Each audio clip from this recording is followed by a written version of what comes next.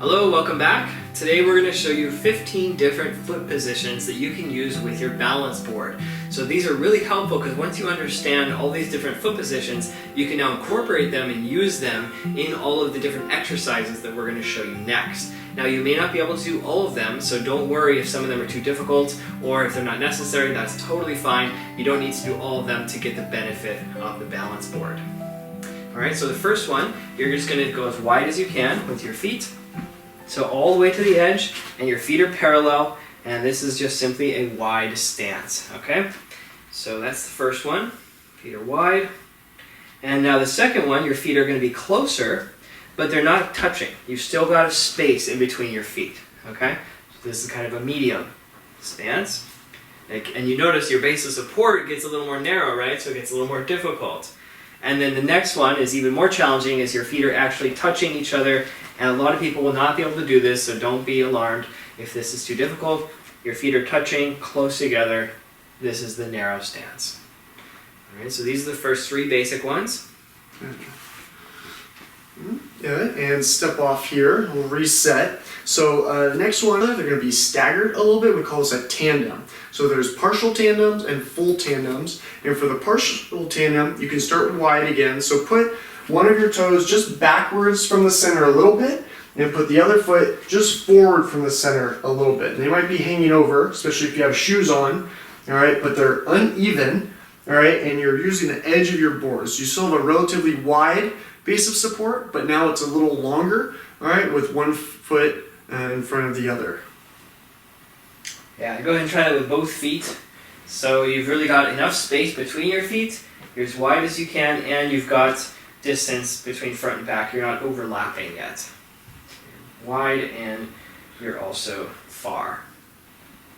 So if we're used to that there. So the next one is going to be a narrow partial tandem. So same idea. So one foot steps near the center of the board, all right, but a little bit forward, and the other one is in the center a little bit behind. So they're next to each other, maybe almost touching even, all right, so it's a little narrower base of support, and it's offset front to back.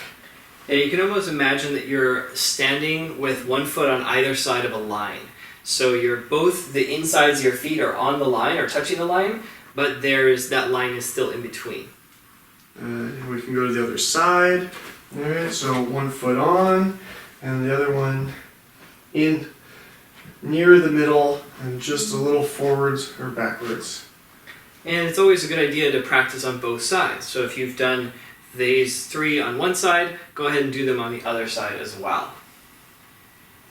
And you can step off there. And now full tandem. All right, so we're going to step one foot on the back in the center line of it, and the other one heel to toe in front of it. All right, so slowly come up onto it. All right, play with that. Now you can rock forwards, backwards. All right, make sure your exit points again. We'll talk about that a lot here. Okay, so just getting used to that full tandem position. This is very challenging, so don't be alarmed if this is too difficult to do right away. Also, if you have large feet, this is also a little bit harder. If you have smaller feet, it might be easier to stay on the board. And we can come off the board and switch sides. It's a little easier to start from the back, all right? So your toe goes towards the center, heel of the front foot meets it, all right? Finding that tightrope that we're standing on. Yeah, you can really feel the micro adjustments, those vibrations in your feet and your ankles. That's really good for your balance, that fine-tuning. The muscle fibers in your brain are firing and wiring together. You're getting your reflexes much sharper through this. Okay, so when you're ready, now we've got two more. This is the classic duck stance and the pigeon. So the duck stance, you're basically opening your feet and hips out. So start nice and wide, and just simply open your toes about a 45-degree angle, and you may need to shift around and find a good position, okay? And your toes are just simply pointing out. Okay, you can kind of bend your knees a little bit if you like. Try to keep your upper body nice and tall. And these could be subtle, so you can just do, a 5, 10, 15 degrees off of straight forward, all right, and work your way towards a duckier and duckier stance. Nice. And then the next one is pigeon-toed. And this one, you're simply going to reverse, so now your toes point inward. And again, don't overdo it. There's no need to really crank your knees on this one. Just find a comfortable, slightly internal rotation for both sides. And as you get warmed up, as you get more flexible, that angle may get bigger, but it doesn't have to either. And it just changes, right? You can feel all your muscles now working a little differently.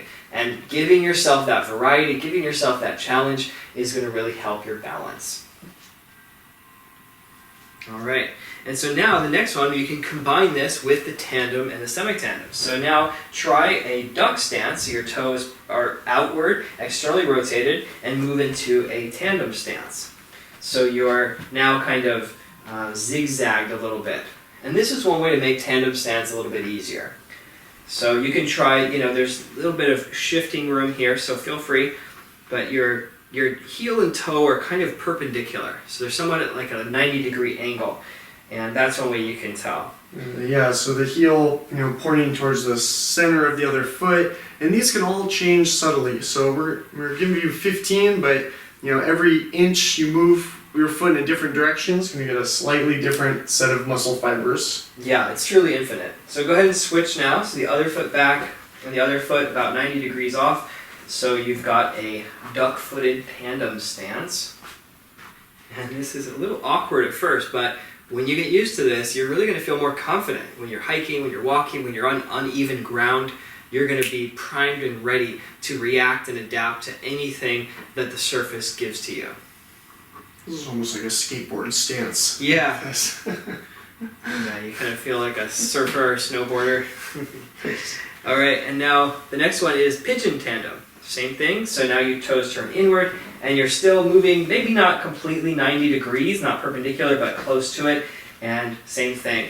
Double check if you have knee pain, don't push this one. Hips as well. If you have hip replacement, be careful on these ones. Yeah, and feel free to kind of wobble around. You can press to the edges, get used to it. You want to really find your way here. Get comfortable with being uncomfortable, as they say. And now the other side. So pigeon-toed, internal rotation on both feet, your toe pointing toward the middle of the foot or thereabouts, and balance on the other side.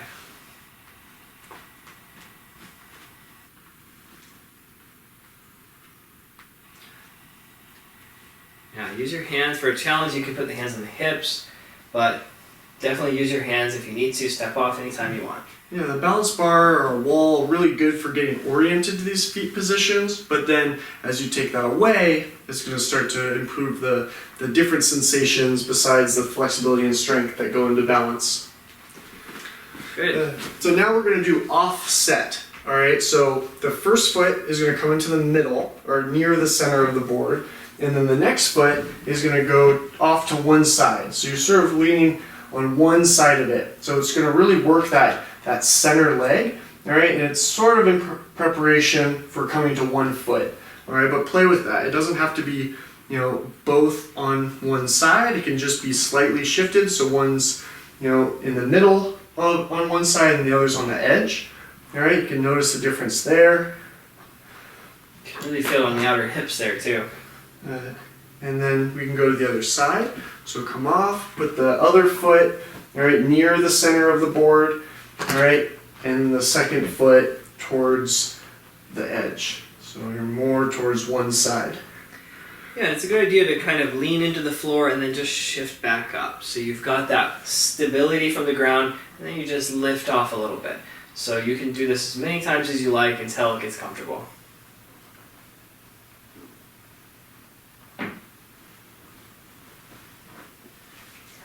Good. All right, so the other way to offset it is forwards and backwards. So this time, all right, we're going to not just put the center of our foot on the board, we're just going to go a little bit past it so we're kind of close to the heel. All right, so now it's like your toes are hanging over the board, all right, and you come back onto your heels, all right, to find that balance point. So go into your toes, you can relax, all right, onto your heels to balance, and be careful here because you might not have that same support behind you. All right, so this is a good one to have a couch behind you, all right, or just be really ready to have that exit point if you're trying to balance on more of your heels.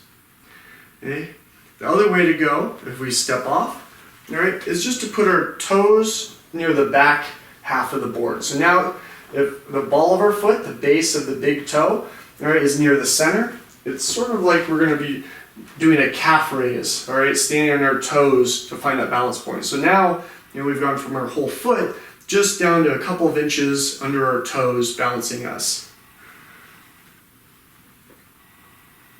Yeah, you can really feel different muscles. All of a sudden, the muscles in your shins kind of wake up and activate, or the muscles in your hamstrings, or the sides of your hips. Every foot position will act and interact with your legs differently. And that's really important so you have a well-rounded, well-balanced set of muscles to keep you safe.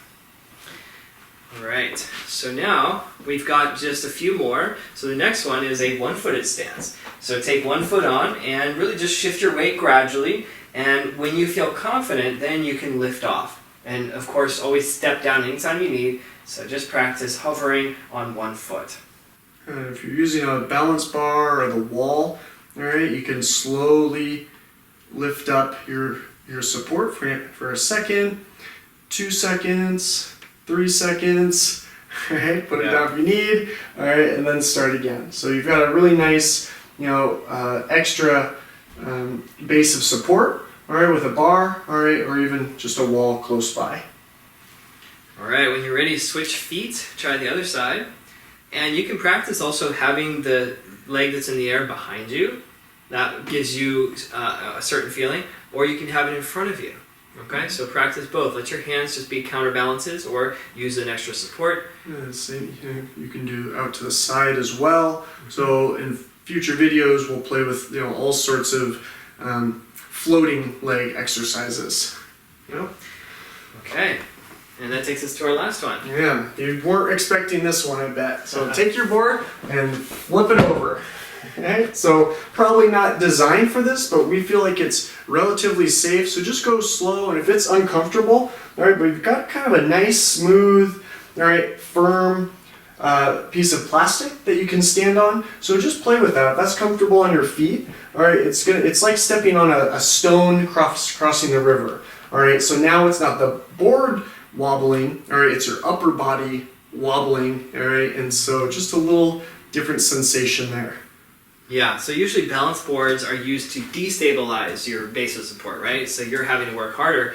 So this gives you a different type of balance. So now, as Mike was saying, you have a stable base, but it's very narrow. And so you will have to work a different set of your balance systems to work on this. Now, if this is uncomfortable on bare feet, do wear shoes. It actually can feel kind of nice with this webbed plastic on the back of this particular version. It gives you a little bit of foot massage too. So a little bonus there for you. Alright, so come on down when you're ready. So these are 15 different foot positions that you can use with your balance board. And it's really helpful because in later videos we're going to show you lots of different exercises and you can really vary the difficulty and the challenge on the different parts of your leg muscles by simply changing your foot position. So yeah, keep working on this. You'll notice a difference. Find something that's comfortable for you. Make sure to adapt, any exercises we do, and we'll see you in our next video. See you then.